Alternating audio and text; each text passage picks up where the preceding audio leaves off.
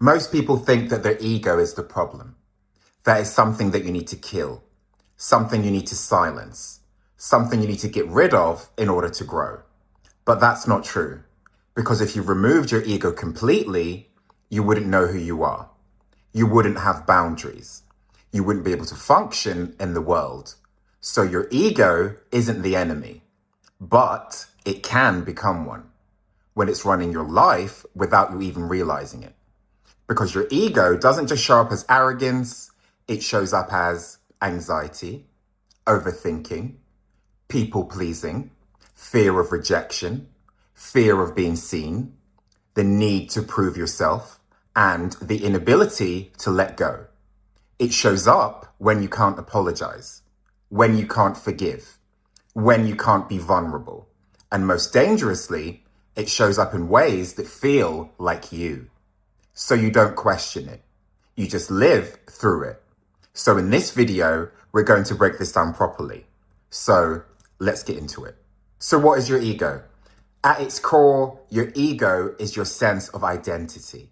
In psychology, Sigmund Freud described it as the part of the mind that mediates between your desires and reality. But beyond theory, your ego is the story you tell yourself about who you are, your beliefs, your roles, your past, your personality. But here's the truth that most people don't realize. Your ego is not who you are. It's who you learned to be. So how is the ego formed? You were not born insecure. You were not born needing validation. As a child, you existed in pure awareness. But over time, you were conditioned. You learned what gets love, what gets rejected, what is acceptable, and what is too much. Slowly, over time, you create a version of yourself that feels safe. That version is your ego. It was built to protect you, but what protects you can also limit you. So what is the purpose of the ego?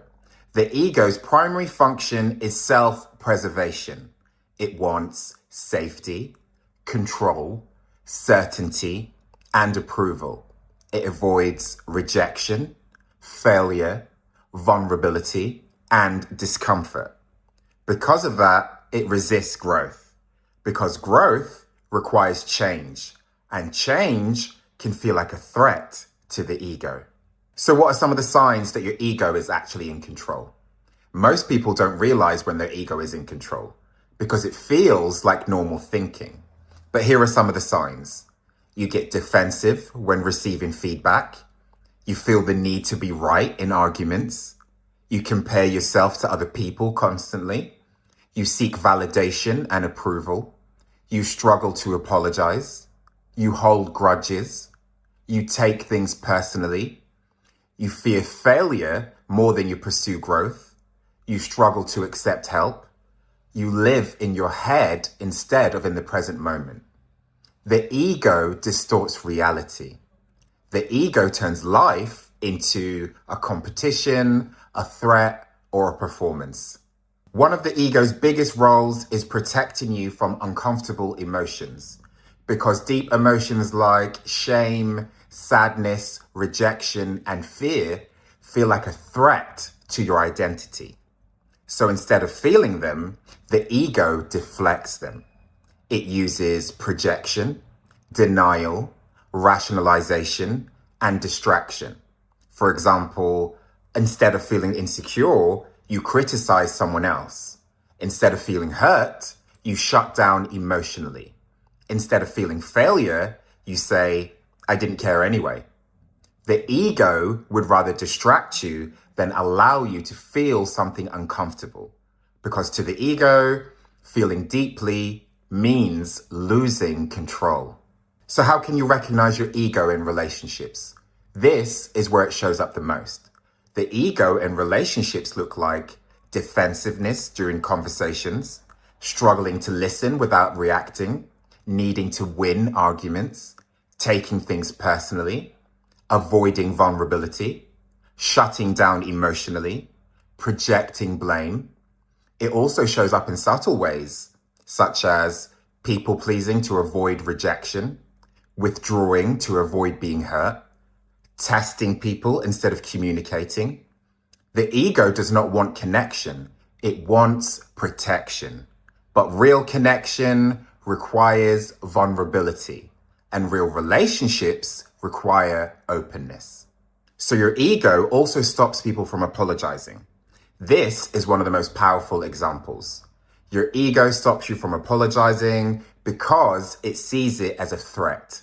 Admitting that you're wrong feels like weakness, loss of control, and damage to your identity. So instead, the ego deflects and blames other people, denies facts, justifies behavior, and rewrites the narrative. People who struggle to apologize often don't lack strength, they lack emotional safety.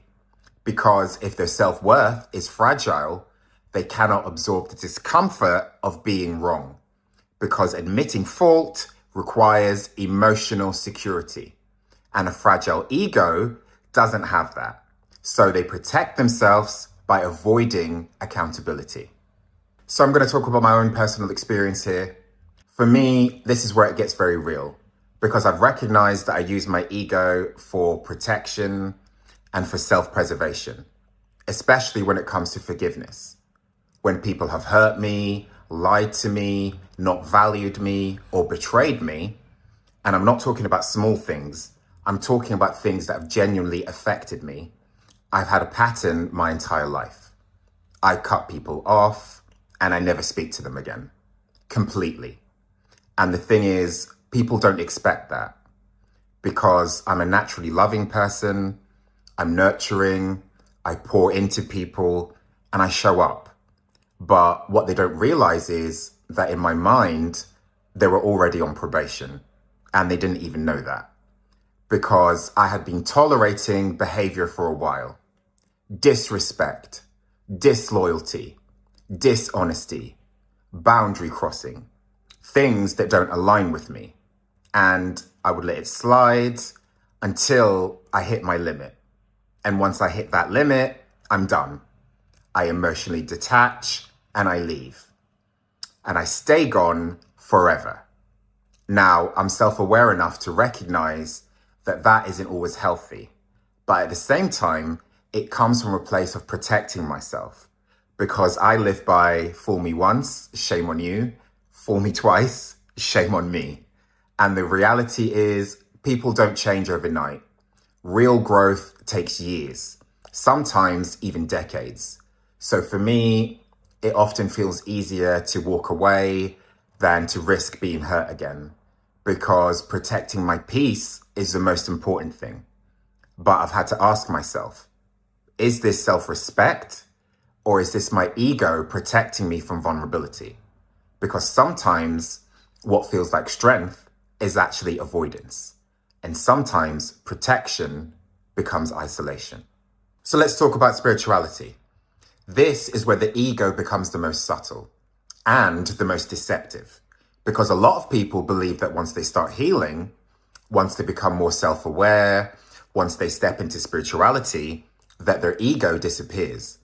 But that's not what happens. The ego doesn't disappear.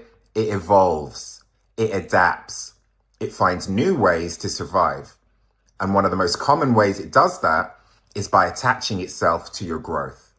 So instead of saying, I'm better than you because I have more money, it now says, I'm more self-aware than you.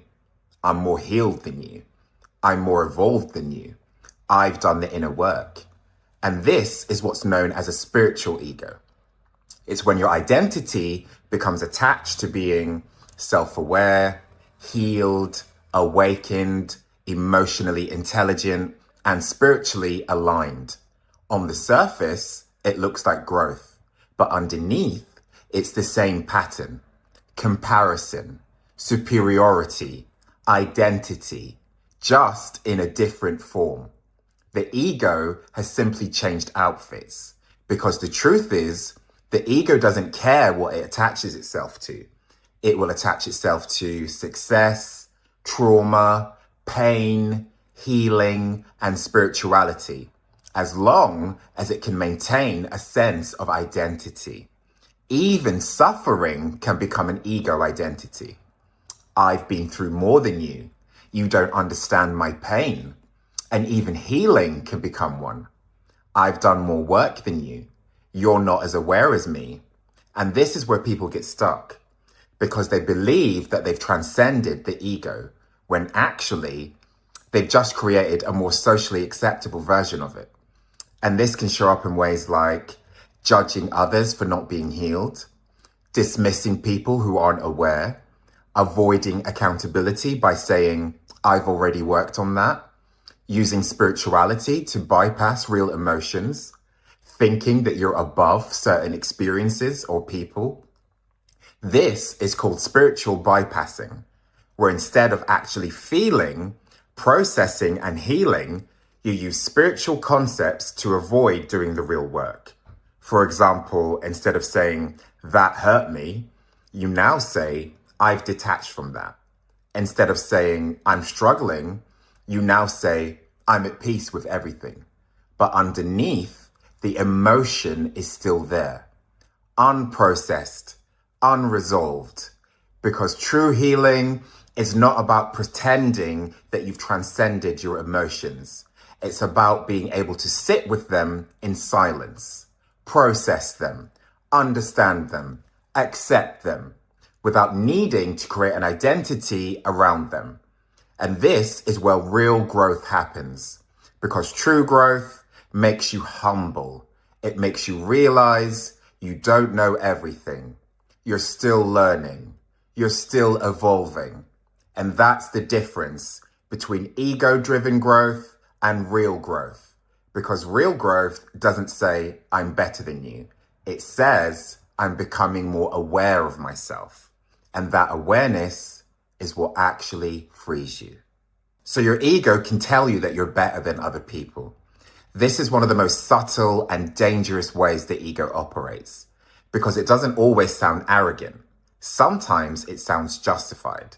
Your ego will convince you that you are better than other people based on things like intelligence, status, money, success, lifestyle, and physical appearance. It creates a hierarchy in your mind where you are either above people or below them, but never equal. So either way, you lose because your self-worth becomes dependent on comparison. And comparison is the ego's favorite game. Real confidence doesn't need comparison. So let's talk about how validation can inflate your ego. Validation feels good. We all love compliments, attention, recognition, desire. But when your self-worth depends on it, your ego becomes dependent on it.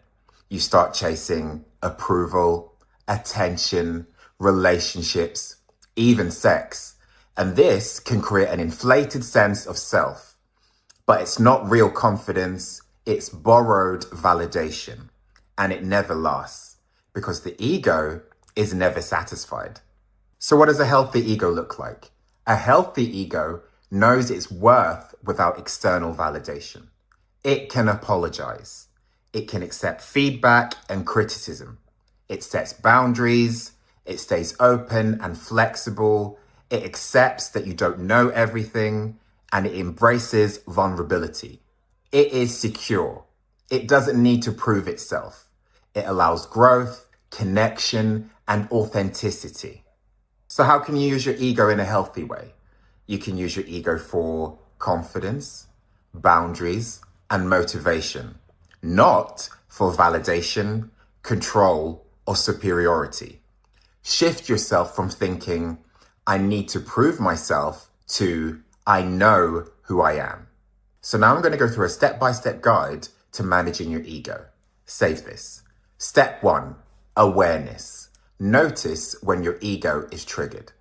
Step 2, separate yourself. You are not your thoughts. As Eckhart Tolle teaches, you are the observer. Step 3, identify the trigger.